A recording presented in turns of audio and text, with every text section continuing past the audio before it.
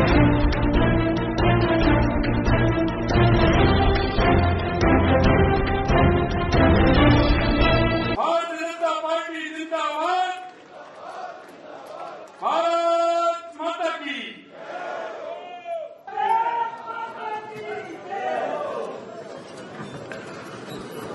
के प्रदेश कार्य समिति के बैठक में उपस्थित भारतीय जनता पार्टी के बहुत ही कर्मठ और जुझारू अध्यक्ष श्री सतीश पूनिया जी,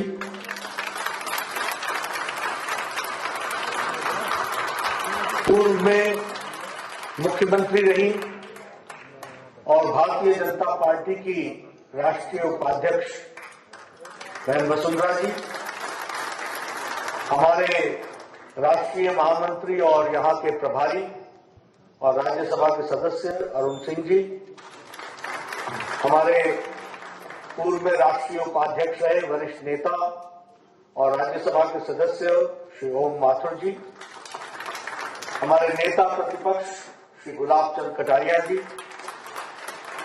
हमारे यहां के प्रदेश सह-प्रभारी और हमारे लोकसभा की सदस्य बहन भारती बहन सियार जी, भारत सरकार में मंत्री गजेंद्र सिंह शेखावत जी, हमारे केंद्रीय मंत्री अर्जुन राम मेघवाल जी, हमारे केंद्रीय मंत्री कैलाश चौधरी जी, हमारे उप नेता और हमारे वरिष्ठ सहयोगी राजेंद्र राठौर जी,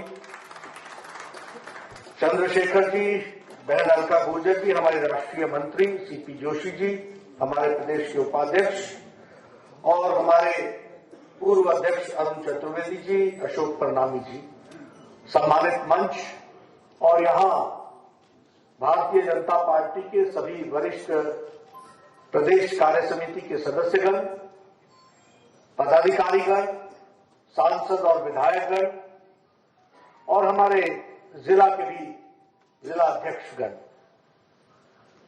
मीडिया के मेरे साथी, प्रिंट मीडिया और इलेक्ट्रॉनिक मीडिया के मेरे साथी, आप सब लोग आज कुछ संकल्प लेकर के आगे संगठन की योजना बनाने के लिए एकत्र आए हैं और इसीलिए प्रदेश कार्य समिति की बैठक हो रही है। इस बैठक में मुझे भी आने का सौभाग्य मिला। सबसे पहले तो राजस्थान की भूमि, ये जो वीरों की भूमि है और ये तपोभूमि है, इसको मैं नमन करता हूं और यहां से प्रेरणा लेता हूं। जहां तक भारतीय जनता पार्टी का सवाल है, मैं यहां बैठा बैठा सोच रहा था, मैं 1991 में आया था, शायद 1991 में राष्ट्रीय कार्य समिति की बैठक इसी हॉल में हुई थी और उससे पहले की यात्रा को याद कर रहा था कि कैसे हमारे स्वर्गीय भैरव सिंह शेखावत जी ने पार्टी को खड़ा किया, किस तरीके से उन्होंने, जब यहां नाम लेवा नहीं था तो जनसंघ का दिया जला करके गांव गांव, घर घर, शहर शहर, डगर डगर घूम करके उन्होंने दिया जलाया और उसी दीपक से बढ़ते बढ़ते आज भारतीय जनता पार्टी का यह स्वरूप बना है। मैं ये इसलिए याद कर रहा था क्योंकि जब हमें कुछ हासिल हो जाता है तो हमें उसका महत्व समझ में नहीं आता और मैं हमेशा कहता हूं कि उजाले का महत्व तब होता है जब अंधकार के कहर को जानना हम सीख लें। जब अंधकार हमको पता होता है कि उसकी त्रासदी क्या है, तो फिर उजाले का महत्व और बढ़ जाता है।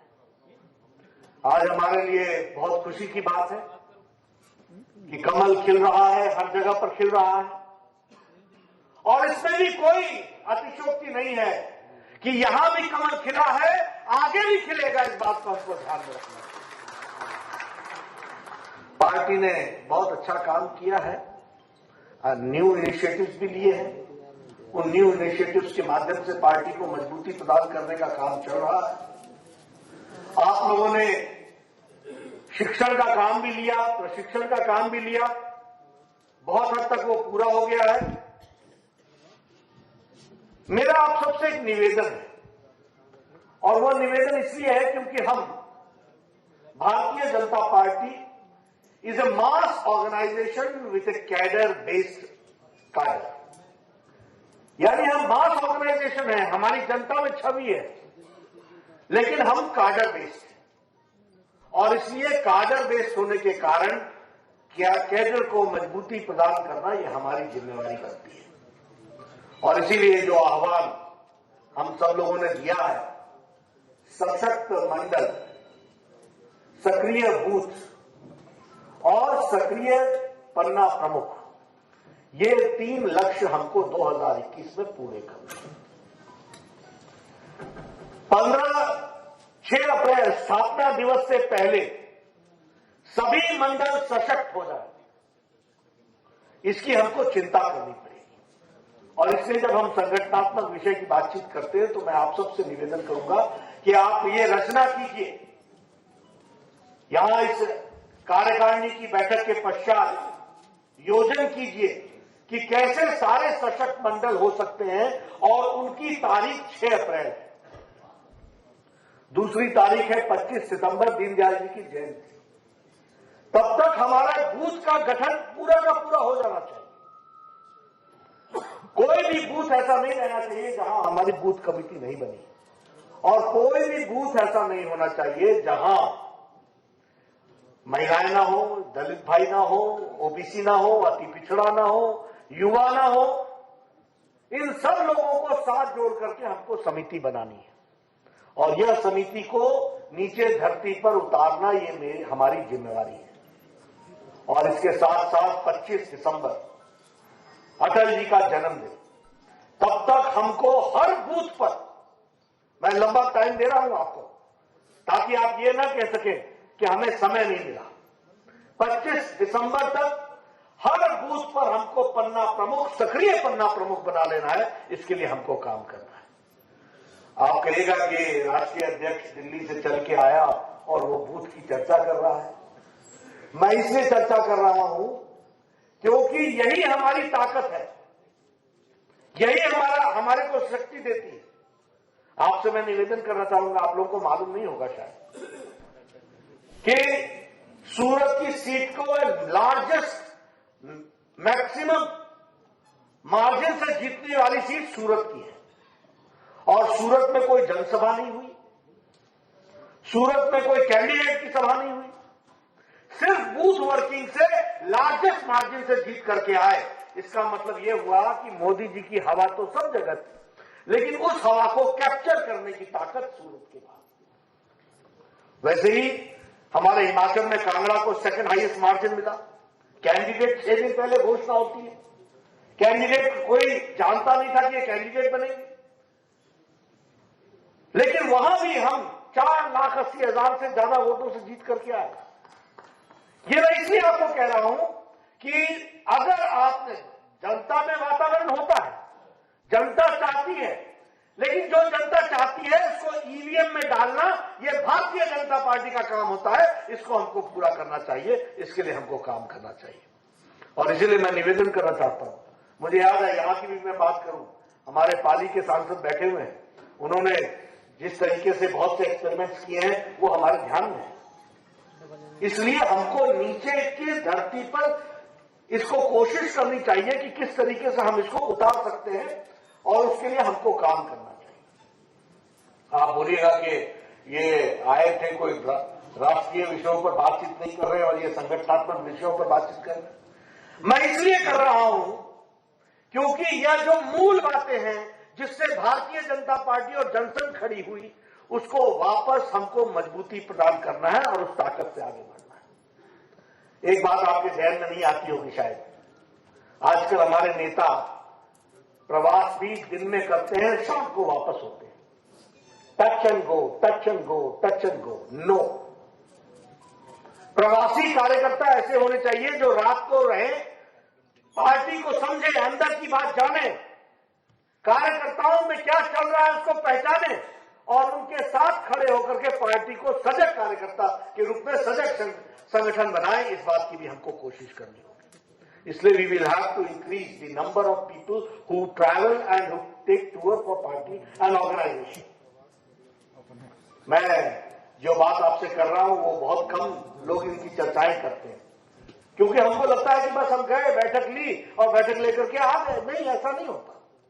बहुत सी चीजें ऐसी होती हैं जिसकी जानकारी हमको इनफॉर्मल टॉक्स में मिलती है, वो फॉर्मल टॉक्स में नहीं मिलती है। और इसीलिए आपसे मैं निवेदन करना चाहता हूं कि संगठन की दृष्टि से भी आप इन बातों की चिंता और चर्चा करें। एक मैं हमेशा कार्यकर्ताओं से कहना चाहता हूं, यहां बैठे हुए लोगों को भी मैं निवेदन करना चाहूंगा, जाने अनजाने में हम ये समझ बैठते हैं कि हमें सब कुछ पता है, और यह कार्यकर्ता और नेता के स्थूल होने का, खड़े हो जाने का ये पहला लक्षण होता है। मैं चर्चा नहीं करना चाहता, लेकिन हमने सेल्फ एनालिसिस ये लगभग छोड़ सा दिया है।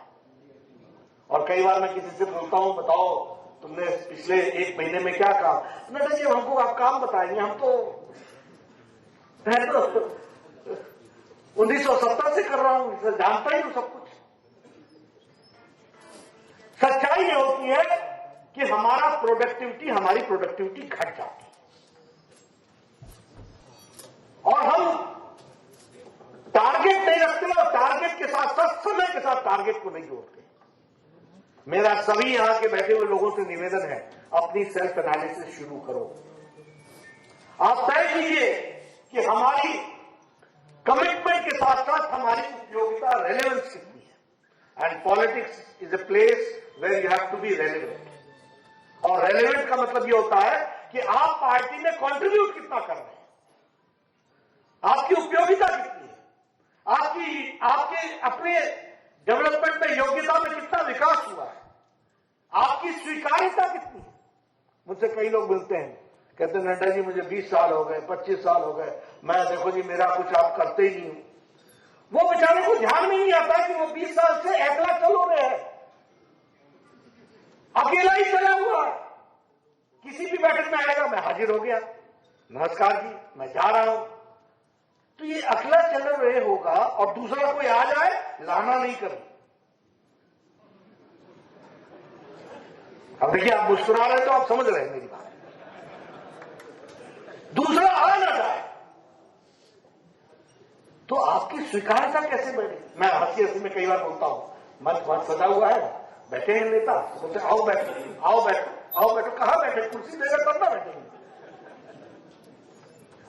तो ये जो स्वीकार्यता, सबको साथ लेकर के चलने की ताकत, ये नेता को डेवलप करना पड़ेगा, और ये हम सब लोग को ध्यान रखना चाहिए। उसी तरीके से परिपक्वता, मैच्योरिटी, हमें ये इसकी एनालिसिस करनी चाहिए कि क्या हम मैच्योरिटी के साथ काम कर रहे हैं। मैं कई बार कहता हूं, कार्यकर्ता समस्या नहीं होती, कार्यकर्ता समाधान होता है। वो समस्या नहीं बन सकता। शिकायत करने का काम नहीं है। और दूसरी बात, कार्यकर्ता पोस्ट ऑफिस नहीं है, वहां पर घटना घट गई, फोन किया, हाँ जी सतीश जी, हाँ जी वसुंधरा जी, यहां पर यह घटना घट गई, पोस्टमैन का काम पूरा किया, फोन रखा, चल दिया। नहीं, आप गए वहां, क्या नेता तो आएंगे, लेकिन आपने क्या किया, व्हाट इज योर कॉन्ट्रीब्यूशन। तो हमने पोस्टमैन नहीं बनना है, हमने कार्यकर्ता बनना है, हमने उसका उत्तर देना है, हमने उसको संभाल करके चलना है। और मैं इसलिए सारी बातें आपसे कर रहा हूं क्योंकि यह बातें हम लोगों के जहन में होनी चाहिए कि हम संगठन के दृष्टि से कैसे अपनी उपयोगिता बढ़ा सकते हैं, कैसे अपनी योग्यता बढ़ा सकते हैं, कैसे हम और मैच्योर हो सकते हैं, कैसे हम अपनी स्वीकार्यता बढ़ा सकते हैं, कैसे हम सबको समावेश करने की हम ताकत पैदा कर सकते हैं। ये जब पैदा होता है, देखिए लीडर जो होते हैं वो किसी के कहने से नहीं बनते। लीडर जो होते हैं वो अपने एक्शन से बनते हैं, और एक्शन में हमेशा ये ध्यान रखना चाहिए कि हमारा स्वीकार्यता तभी डेवलप होती है जब हम सबको साथ लेकर के चलने का मादा उठाते हैं। इसलिए मैं सभी कार्यकर्ताओं से निवेदन करना चाहता हूं कि हमको पार्टी की स्ट्रेंथ को अगर आगे बढ़ाना है और ताकत बढ़ानी है, तो ये सब मैच्योरिटी के साथ हम सब लोग आगे बढ़ेंगे तो जरूर उसका हमको लाभ मिलेगा। अब मैं अगर बात करूं केंद्र सरकार की, आदरणीय प्रधानमंत्री जी की, आप सब लोग जानते हैं, बहुत से सांसद हैं यहां पर, बहुत से विधायक हैं, सब सारी बातों को जानते हैं। लेकिन क्या हमने राजस्थान की जनता को इस बात का एहसास कराया? मैं इसलिए कहना चाहता हूं, ये कोरोना का संक्रमण आया,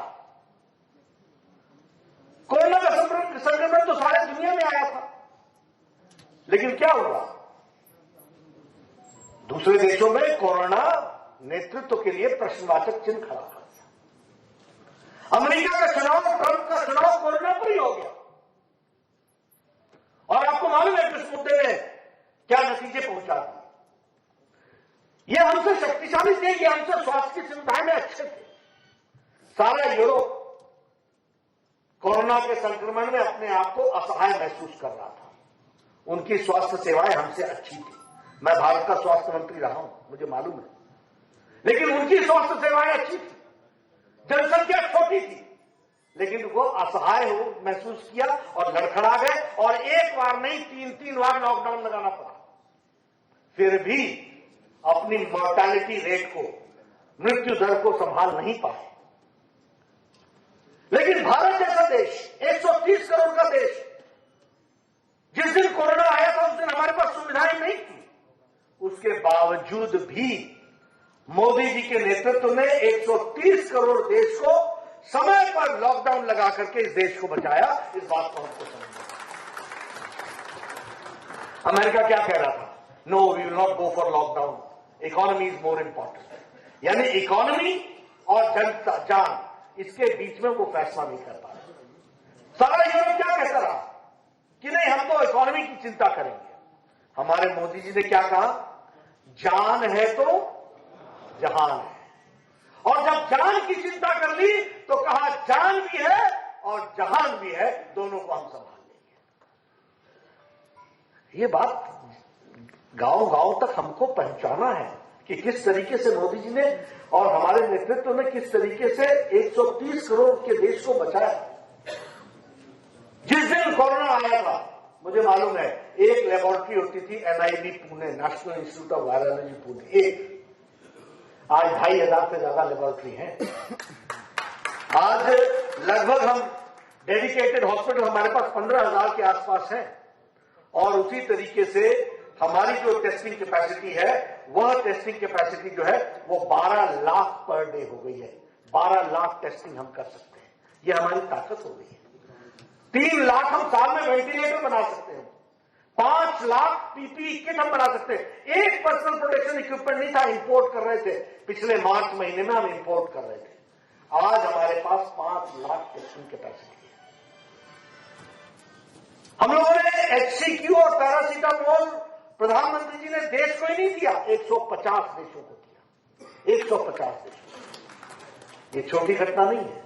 अभी वैक्सीनेशन के लिए क्यों बाकी देश वैक्सीनेशन की पे पहल नहीं कर पाए? वो तो हमसे बहुत आगे थे रिसर्च में, R&D में। लेकिन प्रधानमंत्री जी ने भारत के उद्योग को और भारत की जो टैलेंट है उसको जगाया और हमारे जो रिसर्च और डेवलपमेंट का काम था उन्होंने उस काम को पकड़ा। हमारे साइंटिस्ट ने पकड़ा, एक नहीं 2-2 वैक्सीन बनाई और दुनिया का सबसे बड़ा वैक्सीनेशन कार्यक्रम अब चल पड़ा है, दूसरे चरण पर पहुंच गया है। इसको हमको ध्यान में रखना चाहिए। और इसके साथ साथ 20 देशों को हम वैक्सीन दे चुके हैं। अभी भी हमारे देश मांग रहे हैं कि वैक्सीनेशन के लिए हम इंडिया का वैक्सीन लेंगे और कोई वैक्सीन नहीं लेंगे। और कल प्रधानमंत्री जी ने खुद को, पहले कोरोना वॉरियर्स को, उसके बाद खुद को इंजेक्शन, वो वैक्सीनेशन लगाया और देश में ये साबित कर दिया कि इस वैक्सीनेशन को हमको आगे बढ़ाना है, इसके काम को आगे बढ़ाना है। मित्रों, ये सारी बातें मैं आपसे चर्चा कर रहा हूं, इसलिए नहीं कर रहा हूं कि आपको ये सब चीजों की जानकारी नहीं, आपको जानकारी है, लेकिन ये बात जन जन तक जानी चाहिए। ये बात हमको बार बार बतानी चाहिए, क्योंकि ये छोटी घटनाएं नहीं है। इसको हमको ठीक ढंग से रखना, ये हमारी जिम्मेवारी बनती है। आप बताइए, कोरोना के हम लोगों ने कभी सोचा था कि 3 महीने का लॉकडाउन होगा? और कभी सोचा था कि 3 महीने के लॉकडाउन में हमारे गरीब साथी कैसे रहेंगे? लेकिन प्रधानमंत्री गरीब कल्याण पैकेज को दे करके 80 करोड़ की जनता को 5 किलो गेहूं, 5 किलो चावल, 1 किलो दाल दे करके 9 महीने तक, 5 महीने से लेकर छठ और दिवाली तक बहनों का इंतजाम किया गया ताकि वो 2 वक्त की रोटी इज्जत के साथ खा सके। इस काम को किया गया। इसी तरीके से बहनों को 20 करोड़ बहनों को 500 रुपए पहुंचाने का काम किया गया। मैं ये सारी घटनाएं आपको इसलिए सुना रहा हूं क्योंकि यूएनओ ने भी और वर्ल्ड हेल्थ असेंबली ने भी, दोनों ने ये कहा, director general world health assembly ने कहा, mister Modi has not only answered the health issues, he has answered and address the economic issues also which is noteworthy. यह उन्होंने कहा। उसी तरीके से यूएनओ ने कहा कि ये जो प्रधानमंत्री गरीब कल्याण पैकेज है और आत्मनिर्भर भारत है, यह बहुत ही प्रशंसनीय है। इसने भारत के 130 करोड़ जनता को सर्वाइव करते हुए आगे बढ़ने का लक्ष्य दिया है। और आत्मनिर्भर भारत को, जिस बात को हम आगे बढ़ा रहे हैं, उसमें तो आप सब लोगों को, हम सब लोगों को साथ देने की जरूरत है। और ये अपना राजस्थान जो लोकल हैंडीक्राफ्ट से लेकर के हर एक प्रोडक्ट्स के लिए जाना जाता है, यहां के प्रोडक्ट्स के दृष्टि से जो काम हो रहा है उसको हमको वोकल फॉर लोकल बनने की आवश्यकता है। और वो वोकल फॉर लोकल के लिए हम सब लोग अपने आप को कैसे आत्मसात कर सकते हैं, यह करने की जरूरत है। ये मैं जरूर आपसे कहना चाहूंगा। मित्रों, हमारी यात्रा, जब हम यात्रा की बात करते हैं, मैं बार बार छोटी छोटी बातों की चर्चा इसलिए कर रहा हूं क्योंकि हमारी क्लैरिटी होनी चाहिए कि हमारा रास्ता क्या है और हम चले कहां से। आप देखिए, हम जब सरकार में नहीं थे और हम विपक्ष में रहा करते थे तो हमको लोग छेड़ा करते थे। क्या कहते थे?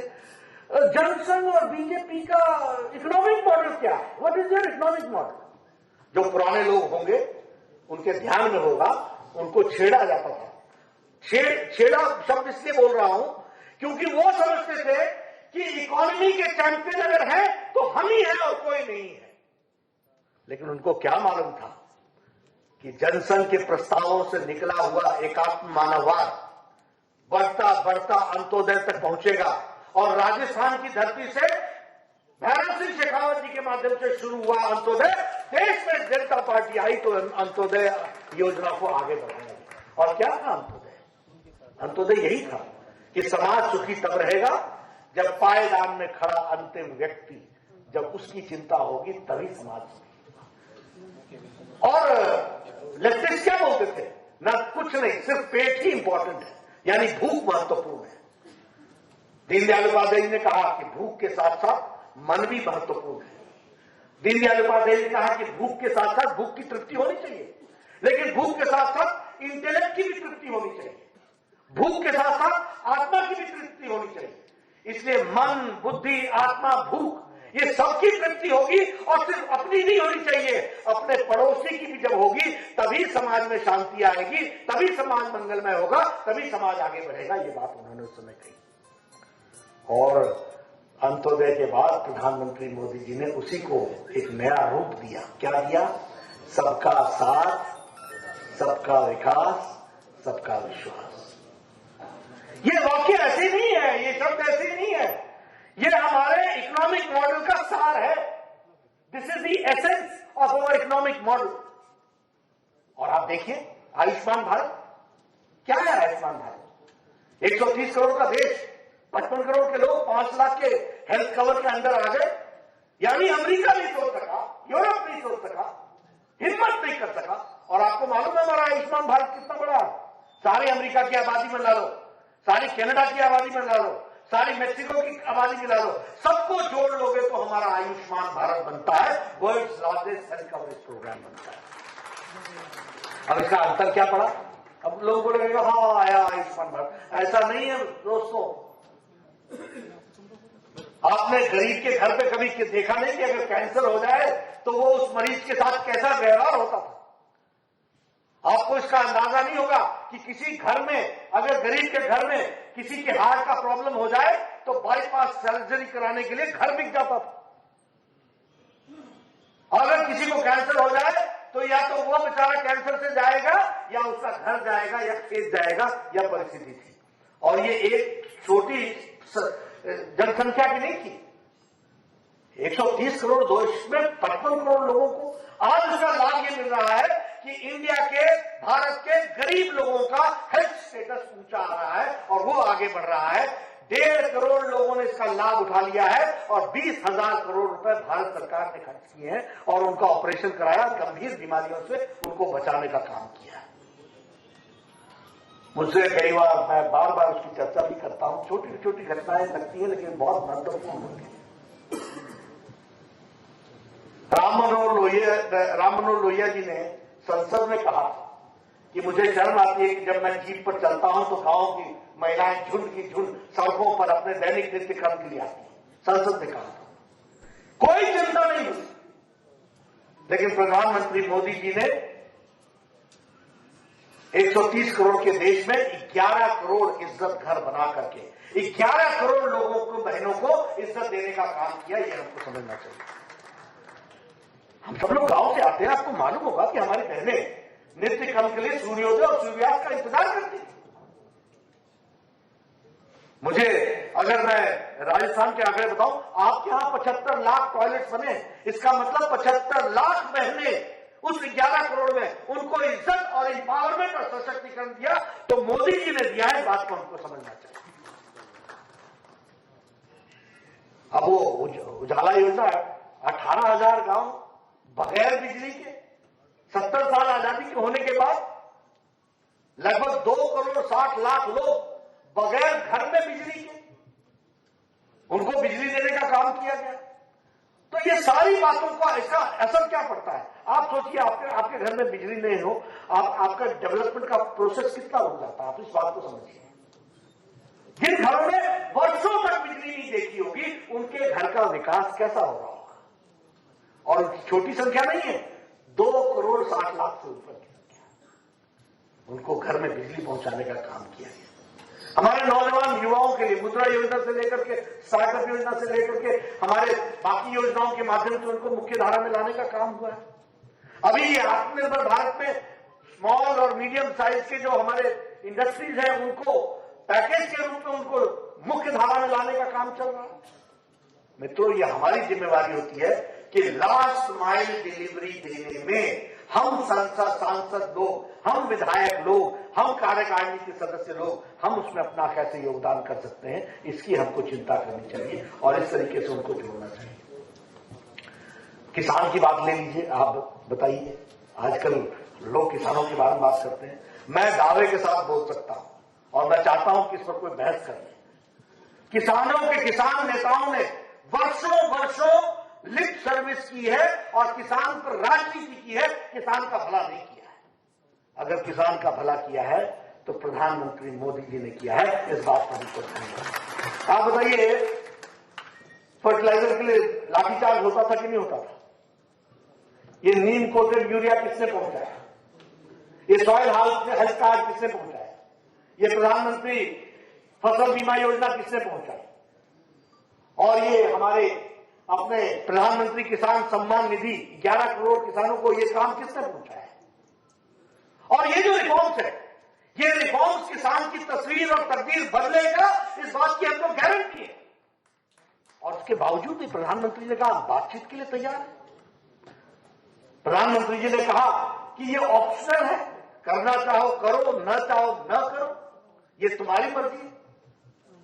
लेकिन मैं आपसे पूछता हूं, मैं सबसे पूछता हूं, बताओ रिफॉर्म में कौन सी चीज है? और मैं कांग्रेस और कम्युनिस्ट पार्टी पर तो चर्चा ही नहीं करना चाहता, क्योंकि ये तो वो है, अब कहना नहीं चाहिए लेकिन ये वो है कि जैसे गेम में होता है ना, पहले बॉल इधर से मारते रहते हैं, फिर हाफ टाइम के बाद कोर्ट बन जाता है, फिर उधर से मारने लगते हैं। तो ये आर्ग्यूमेंट को भी उसी तरीके से बदल देते हैं। जब इधर होते हैं तो बोलते हैं रिफॉर्म्स रिफॉर्म्स रिफॉर्म्स, जब उधर खड़े जाते हैं no reforms no reforms no reforms. पूछो इनसे कि क्या है, मालूम नहीं। ये एपीएमसी को अबॉलिश करने का मैनिफेस्टो में कांग्रेस पार्टी ने लिखा था कि नहीं लिखा था? और आप देखिए ये कैसी तस्वीर है। मैं हिमाचल का रहने वाला हूं, मैं बिलासपुर का रहने वाला हूं। मैं अपना प्रोडक्ट बिलासपुर के जिले से बाहर नहीं ले जा सकता। और एक निब बनाऊं अगर मैं कलम का, तो मैं दुनिया के किसी कोने तक पहुंचा दूं, उसके लिए कोई उसमें रुकावट नहीं है। लेकिन और बता दूं आपको, कई स्थानों पर तो यह है कि आप अपना आरती भी नहीं बदल सकते हैं। अगर आरती नंबर 251 आपका काउंटर है तो आप 290 के पास भी नहीं जा सकते हैं। यह स्थिति लाकर के खड़ी है। लेकिन ठीक है, हमारे प्रधानमंत्री ने स्पष्ट कहा है, हम वार्तालाप के लिए तैयार हैं।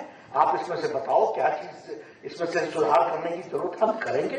किसान हमारे अन्नदाता है, उनको मुख्य धारा में शामिल करना हमारी जिम्मेवारी है।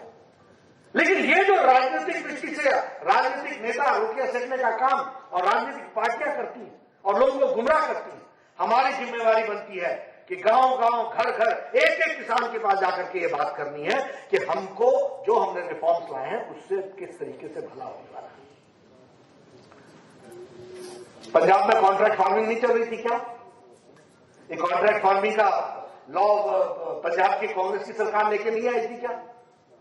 तुम करो तो सच, हम करें तो झूठ, कि क्या मतलब?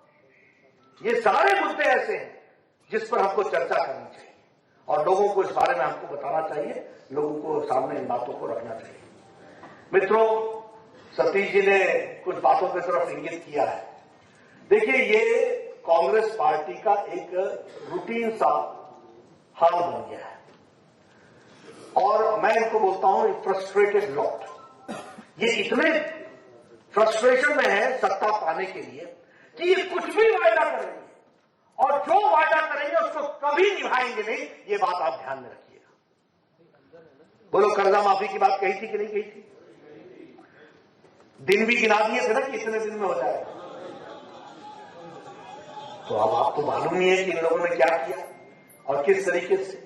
और दुख के साथ कहना पड़ता, मैं पिछली बार आया था तो मैंने बताया था कि दलितों पर यहां बहुत अत्याचार हो रहा है, दलितों के साथ अन्याय हो रहा है।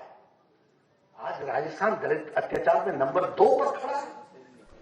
कोई सूझ नहीं।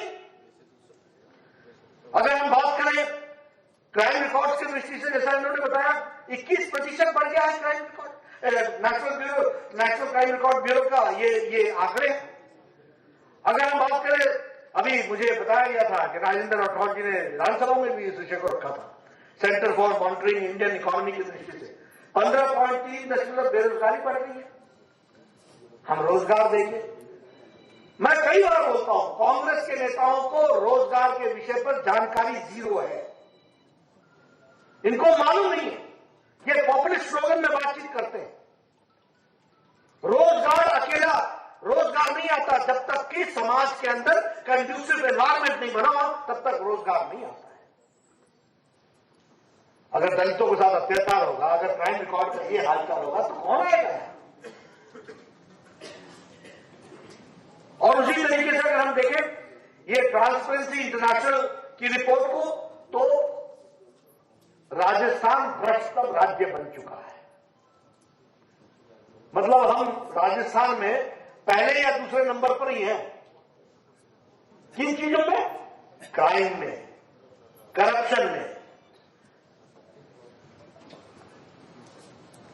अच्छा भी लगता, लेकिन दुष्कर्म और रेप में नंबर 1 राजस्थान खड़ा है क्राइम रिकॉर्ड के अनुसार। रेप, ये महिलाओं की स्थिति आकर के खड़ी हो गई है। और ये क्यों हो रहा है, इसको भी समझिए। जब राज्य करने की प्रायोरिटी नहीं होगी तो राज्य होगा कैसे?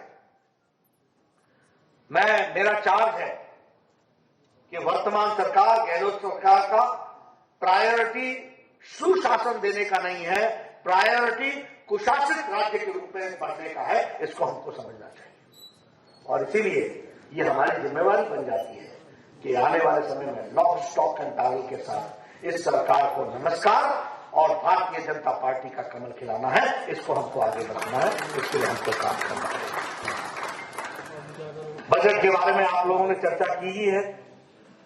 अब इनके बजट ऐसे होते हैं कि मैं चाहूंगा आप लोगों को जो पहले 2 बजट हैं उनके सारे आंकड़े निकाल करके और सारी घोषणाओं को निकाल करके जनता के सामने जाना चाहिए, पूछना चाहिए, आपके प्रस्ताव में आना चाहिए पूछना चाहिए कि भाई इस बार के बजट की तुम बात कर रहे हो, पहले तो ये बताओ कि पिछले बजट का क्या हुआ, कितना धरती पर रहा। लेकिन मित्रों, हमको एक बात माननी पड़ेगी, कांग्रेस पार्टी और कांग्रेस पार्टी की संस्कृति यह मान के चलती है कि हमने झूठ बोलते रहना है, जनता सुनती रहेगी और जनता हमारे पर विश्वास करेगी।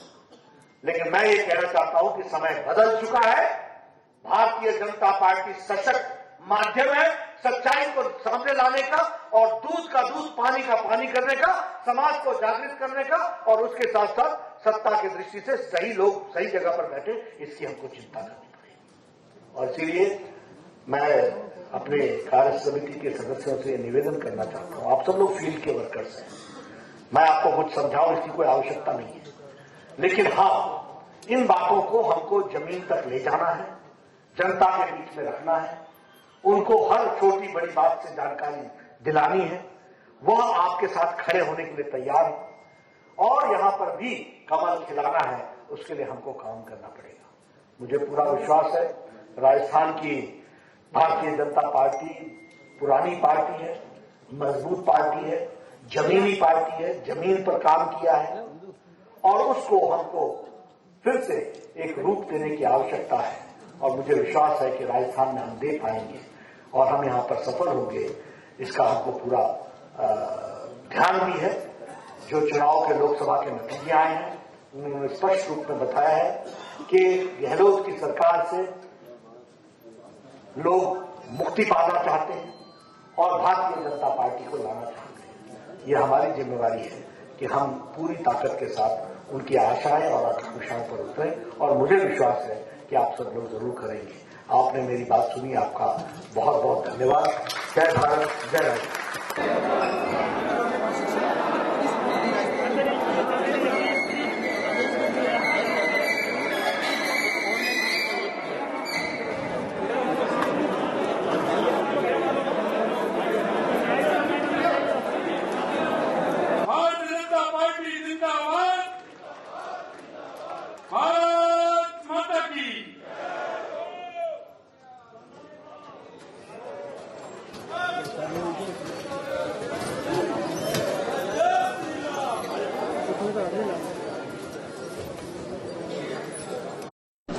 हमारे बीच में हमारी भारतीय जनता पार्टी के मुखिया, हम सबके लाडले माननीय राष्ट्रीय अध्यक्ष सम्माननीय जगत प्रसाद नड्डा जी हमारे बीच में पहुंच चुके हैं। साथ में माननीय हमारे प्रदेश के अध्यक्ष डॉक्टर सतीश पूनिया जी, मैं आग्रह करूंगा कि इस कार्य समिति का दीप प्रज्वलन कर इस कार्य समिति का शुभारंभ करेंगे। माननीय राष्ट्रीय अध्यक्ष जी, माननीय अरुण सिंह जी, माननीय राष्ट्रीय उपाध्यक्ष वसुंधरा जी, माननीय गजेंद्र जी, माननीय ओम जी भाई साहब, माननीय अर्जुन जी भाई साहब, माननीय गुलाब जी भाई साहब और माननीय सहप्रभारी भारती बहन जी, सभी से मैं आग्रह करूंगा कि इस कार्य समिति का शुभारंभ भारत माता के चित्र पर माननीय डॉक्टर श्यामा प्रसाद मुखर्जी, पंडित दीनदयाल उपाध्याय, जिन्होंने इस पार्टी को अपने खून और पसीने से सींचकर जिस विचार को लेकर, जिस संस्कार को लेकर के चले हैं, आज देश नहीं सारी दुनिया की सबसे बड़ी पार्टी, ऐसा राजनीतिक दल जिसमें लाखों नहीं करोड़ों कार्यकर्ताओं की भागीदारी, दिन रात उनका प्रयत्न, समय देकर के इस पार्टी को बढ़ाने का काम कर रहे हैं। हम बहुत ही सौभाग्यशाली हैं। निश्चित रूप से मैं इस बात को कहना चाहता हूं कि इस कार्य समिति में माननीय राष्ट्रीय अध्यक्ष जी का मार्गदर्शन हम सभी को मिलेगा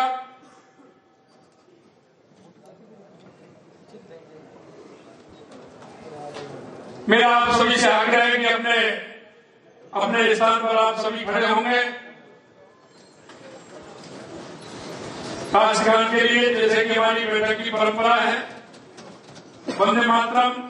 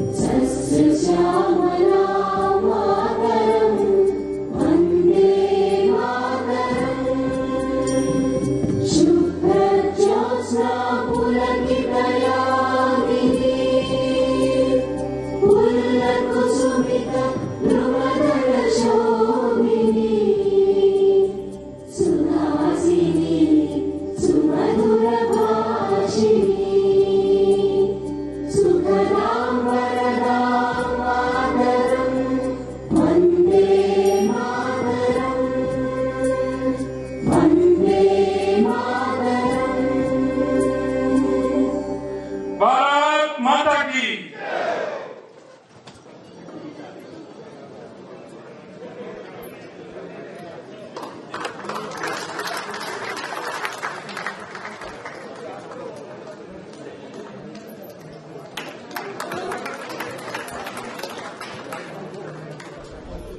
माननीय अध्यक्ष जी और माननीय कोषाध्यक्ष जी कमल का चिन्ह देंगे। माननीय डॉक्टर सतीश पूनिया जी और कोषाध्यक्ष जी। मैं आग्रह करूंगा हमारी पार्टी के उपाध्यक्ष सम्मानीय प्रसन्न जी मेहता और हमारे किसान मोर्चा के प्रदेश के अध्यक्ष माननीय हरिराम जी रेणवा जी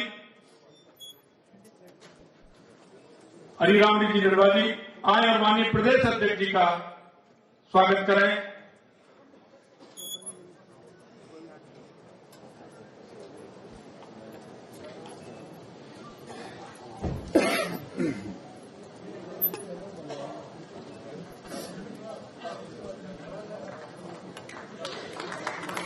मैं आग्रह करूंगा माननीय मुकेश दादी जी हमारे बीच में आए और हमारे संगठन महामंत्री माननीय चंद्रशेखर जी भाई साहब का स्वागत करें।